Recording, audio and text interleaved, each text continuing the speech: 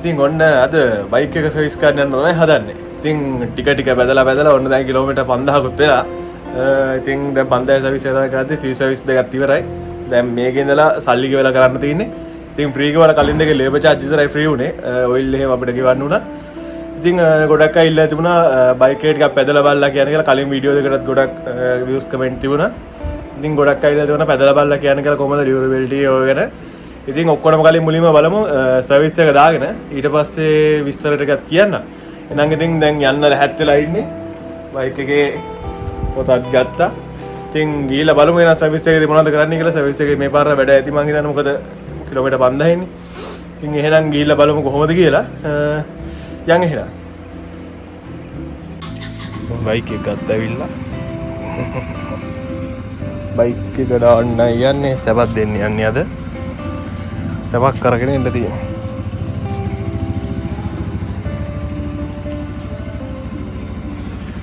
දවමතුමා දින අරුගේ බයික් එකත් යනවා. දෙන්නම යනවා. ගිහිල්ලා මගේ ගෙදරයි සර්විස් එකට දාලා තියෙන්නේ. දැන් ආවා සර්විස් එකට ඇවිල්ලා සර්විස් එකට දැම්මා බයික් එක. ඉතින් බලමු ඉස්සරහට.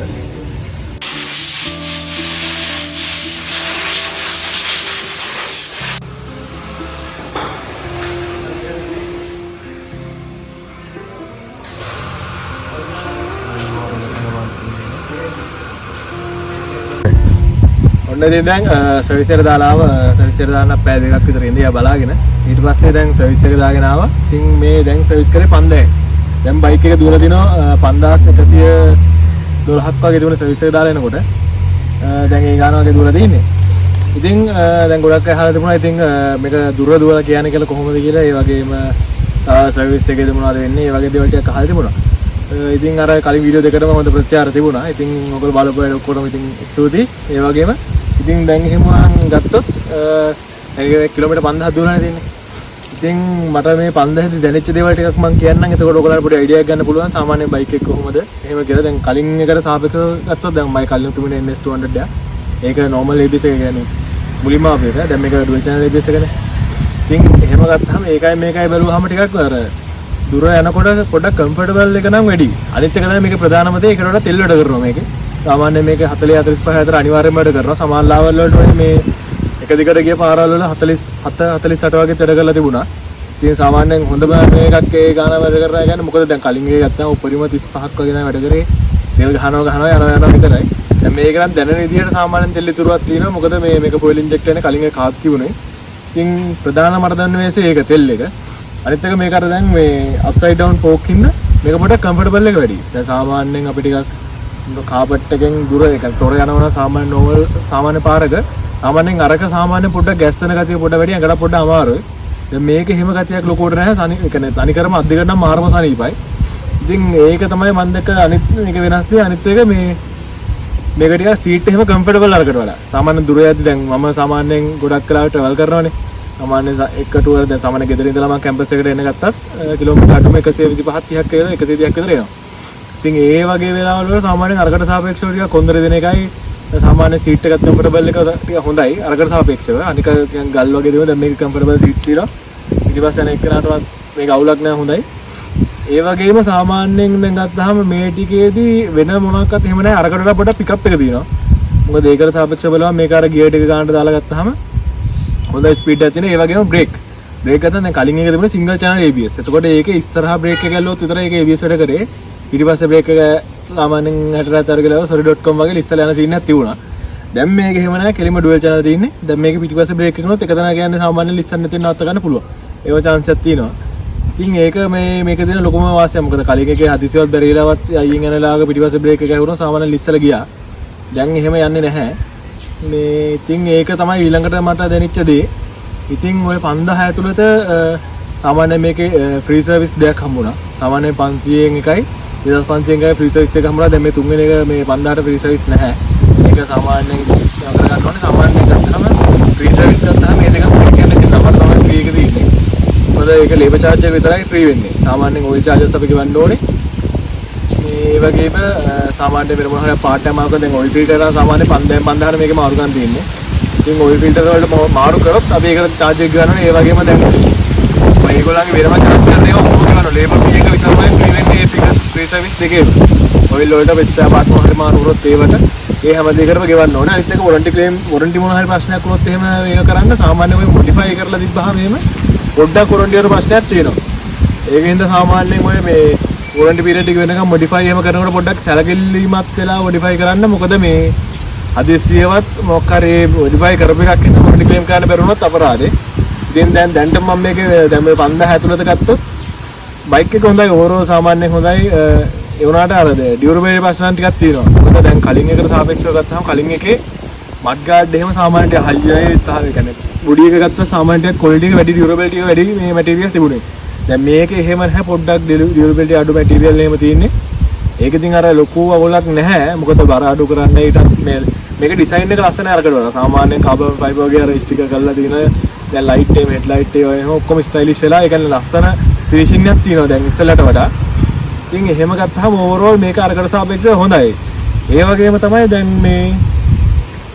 මේකේ තව තියෙන දැන් පළවෙනි සවිද්දෙන් පස්සේ 5000කේදී කරන්නේ සාමාන්‍යයෙන් ඔයිල් මාරු කරන ඔයිල් ෆිල්ටර් එක අනිවාර්යෙන්ම මාරු කරනවා 5000. දැන් මේකෙත් දැන් ඔය 5000න් මාරු කරනකොට දැන් 2500 ඔයිල් මාරු කරා.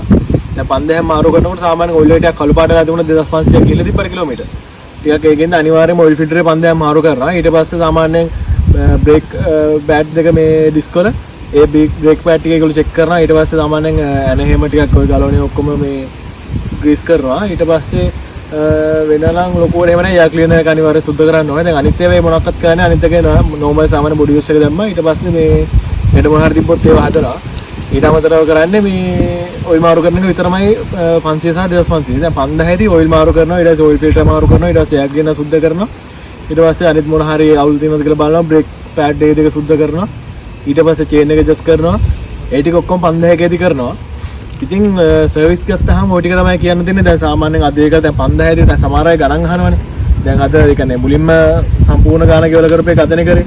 සාමාන්‍යයෙන් මේකෙන් දැන් බිල්ල වැටලා තියෙන්නේ 5170ක වගේ බිල්ල වැටලා තියෙන්නේ.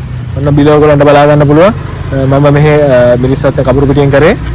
ඉතින් මේකදී මට ඔයිල් වලට චාර්ජ් කරලා දෙනවා, ෆිල්ටර් එක දාලා දෙනවා, එතකොට වොෂින් එකට දාලා දෙනවා, ඊට පස්සේ මෙකැනික් සර්විස් වලට දාලා දෙනවා. ඒ ටික තමයි මේකදී අහුනේ. තව ඊට අමතරව මොන හරි දෙයක් ඔයගොල්ලෝ මාරු කරොත් ඒවට සාමාන්‍යයෙන් ගෙවන්න වෙනවා. මොකද මෙතනින් එහාට හැමදේම ලේබර් චාර්ජ් උත් ඇඩ් වෙනවා, ඊට පස්සේ පාර්ට්ස් වල ගාණත් ඇඩ් වෙනවා.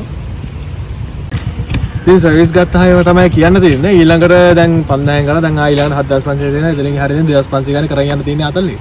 එතනින් එහාට තියෙන සාමාන්‍ය තිබිය දැන් යන කාලයක්. ඕක තමයි. ඊට පස්සේ ගත්තාම දැන් අපි කිව්වා පැද්දාම කොහොමද එක්ස්පීරියන්ස් ඒ ටික කිව්වා. දැන් තියෙන්නේ ලෙඩ කොටස තමයි.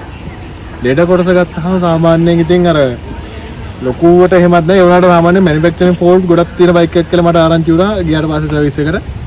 ඉතින් මේ කියන්න දෙන්නේ දැන් මගෙත් එහෙම වුණා. දැන් මගේ පළවෙනි සර්විස් එකට යනකොටම මේකේ ක්‍රෑෂ් බාර් එකේ කෑනයක් අල්ලලා ගියා. ඊට පස්සේ ඒක ඒගොල්ලෝ ක්ලේම් කරලා ඉවරලා යන්නේ හදලා දුන්නේ ඒක නෑ නැහැ. ඊට පස්සේ ඒක පට්ටාකාලේ ඒගොල්ලෝ හදලා දුන්නා. දැන් ඊට පස්සේ යන්නේ උඩ එක කල්ලා ගිහිල්ලා. මුකුත් නැතුව නිකම්ම.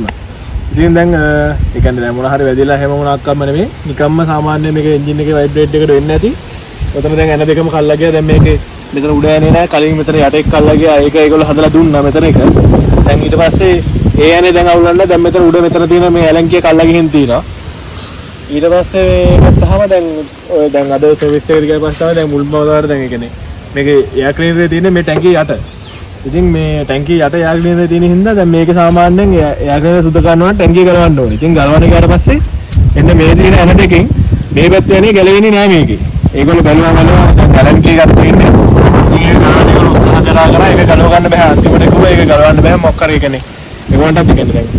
එතන මම අද ගිහින් දැම්මේ නෝමල් මේ සර්විස් එකේ ඩෙක් වීව්ස් වගේ. ඒගොල්ලෝ කිව්වා එතන ගලවන්න බයයි. මේක පොඩ්ඩක් ඒගොල්ලන්ගේ කියලා ඉවරලා හෙඩ් ඔෆිස් කියලා පොඩ්ඩක් බලන්න කියලා. මොකද මේ මොකක් ඩැමේජ් එකක් වුණොත් දැන් මේකේ පාස්සේ මත අඩු වෙන තාම. ඒ කියන්නේ අර තිබ්බත් මාර ගන්න දැන් ඒගොල්ලෝ මොකක් කරලා තියෙන ඒගොල්ලන් අතින් දැන් කවුරුනේ කල්ලා ගියොත් එමු යන්නේ ගලවන්න කියලා ඒගොල්ලන්ට ඒක දරා ගන්න බෑ කියලා පොඩ්ඩක් ඒගොල්ලෝ කියන්නේ කිව්වා මේ රීජන් එකට ආරේ හෙඩ් ඔෆිස් එකේ කම්ප්ලේන්ට් කරන්න කිව්වා.